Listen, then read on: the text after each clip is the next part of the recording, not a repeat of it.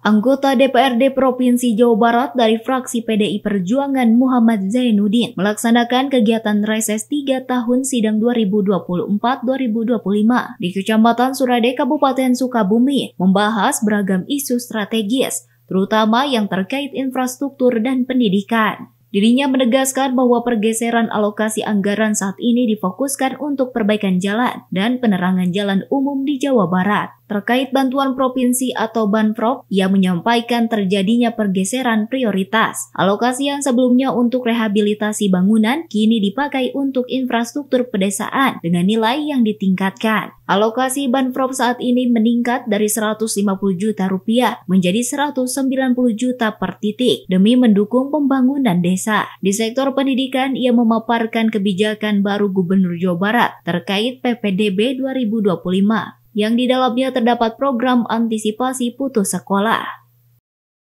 Ini reses 3 ya, reses ketiga dari Provinsi Jawa Barat untuk mendengarkan aspirasi dari warga masyarakat yang ada di Kabupaten Sukabumi khususnya di Desa Pasiritis. Pemerintah Provinsi Jawa Barat juga memberikan dukungan dana BOS pendamping dengan nilai 1,5 juta rupiah per siswa di sekolah negeri dan 600.000 rupiah bagi siswa di sekolah swasta. Pihaknya berharap seluruh kebijakan ini dapat membawa dampak langsung bagi kesejahteraan masyarakat, khususnya di wilayah selatan Sukabumi. Dari Kecamatan Ciracap, Kabupaten Sukabumi, Indra Sopian, Tim Liputan MGS TV melaporkan.